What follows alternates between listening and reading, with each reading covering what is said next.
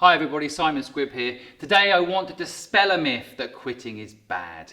Quitting is not bad. It's a good thing. If people tell you not to quit, perhaps they don't understand the power of quitting. Now, I think it's very important for you to watch this video to the end because the concept of quitting is quite nuanced. And if you do it right, as I mentioned earlier, it will make your business more successful, it will make your life more successful. You have to understand all the different options involved to be able to pick the right one. So let's talk about the obvious one first.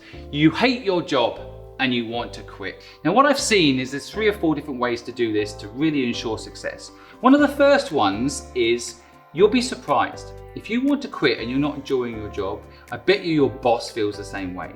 So if you went to your boss and you said, I've got this brilliant business idea, what might shock you is that they'd be willing to invest in you. They might even be willing to help you make it happen. And so a lot of people see their boss as this evil person and maybe they want to quit and teach them a lesson for being the evil corporate person. But you'll find that they're humans. And actually, if you go to them and say you're going to start a business, they'll suddenly have something perhaps in common with you, especially if they're the founder of the business. And they will want to help you. And I have seen this time and time again play out incredibly well. But you have to treat the people that you think right now are your evil bosses with a bit more respect. Build a relationship up with them. The second way, and I think this is also, and by the way, not necessarily mutually exclusive, but the second way, which I think is quite powerful, is to plan out your exit. So you might, for example, need to build up some cash reserves. You might need to build up a network around whatever it is you want to do next. Don't just quit. I'm always shocked when people just quit with no plan.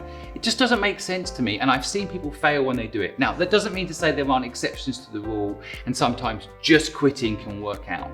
But why not plan it out?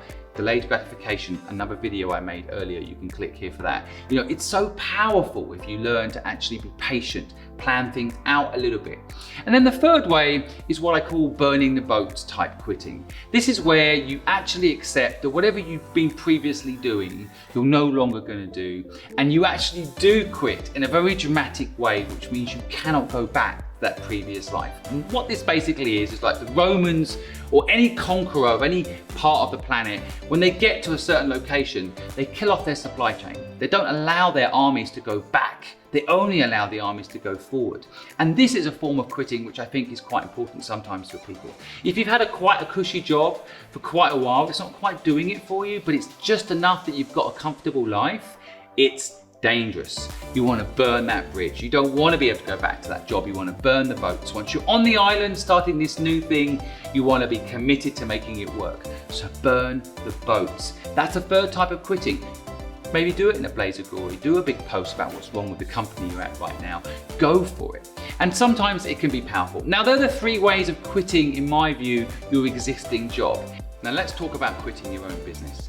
And so of course I'm talking to people who are listening right now, they perhaps have a company and are wondering, why would I ever quit my own business? Or maybe you've had that thought of quitting your own business and you're almost embarrassed to talk about it.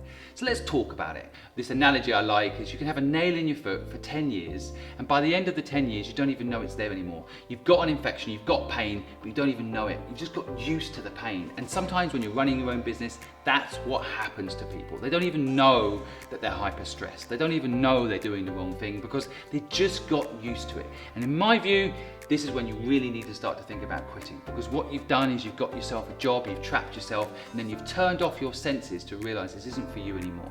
So one of the things I did, I had a company called Fluid. It was doing really well. I thought the company was doing really well because of me. And there was a point in the business's history, about 8 years in, where I was not the best person to run it anymore. The company had got a bit big, and I wasn't used to running a big company, but I thought I was. So I held on. And you know what actually suffered? Me. The business, the people around me, my life. Why? Because I didn't recognize that I'm good on a personal level, building a company from 0, from nothing, to 1. But I'm not that good at building a company from 1 to 10. So what are you? Know yourself.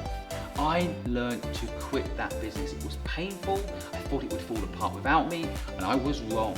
I brought someone in better than me for the 1 to 10 stage. They did a fantastic job. The company blew up, and we ended up selling that company to PwC and doing really, really well. And it did well because I brought someone else in to run it. Now, that might also not gel with you, but it's just one example of how quitting can be good. I quit that company and brought someone else in to run it. Another example is when your business is actually making a lot of money. Now, this might sound a bit counterintuitive. If the business is making a lot of money, why would you quit? And basically, the only way I can explain it is, and for you maybe to even recognize it in yourself, is you're getting soft. You're no longer focused on the mission of the business, the purpose. You're no longer focused on learning. You just got comfortable. And this reminds me of people in a job that they don't really like, but they're making a lot of money doing it. And it's okay for a little while, but what eventually happens is your creativity dies. Your ability to change the world and make it a better place dies. So I had a really successful company in Hong Kong. The best thing I ever did was quit at the height of that success and realize I could do other things with the success of that business. It wasn't just making money. So it might be bizarre to say, but if your business is doing really well, you might want to consider quitting and doing something else. And the third, and probably in my view, the most important thing, now this is a really difficult one to talk about, and it is basically your business is failing and you've got to accept that it's failing. Now, I want to be very careful with this because I've been in this situation where my business is failing, and if I quit too early, I made it successful by sticking out. I call this persistence. It's the key to getting luck in life. Another video I've made, how to get more luck in life. And one of the keys about this video is persistence. Follow through. Don't quit. See, this is the interesting thing. Knowing when to quit and when not to quit is an art. And that's why I'm making this video, because I want you to have this art form. But your business is failing.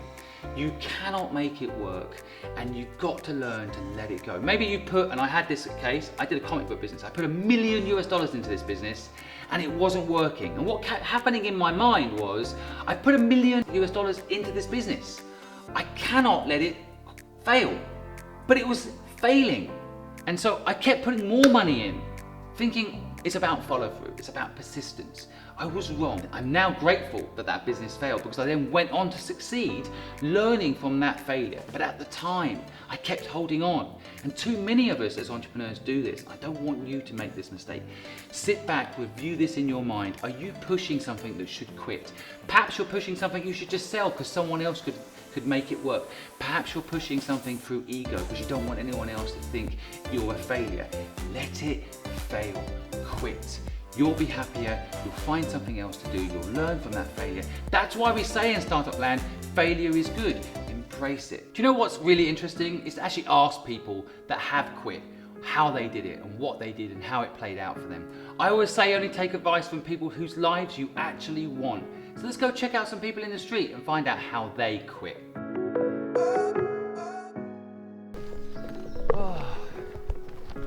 I do delivery. Delivery, okay. Yeah, and how long have you been doing delivery? Oh, I can see. You can Just see Eat. Yeah, Just Eat. Yeah. Wow, that's a hard job.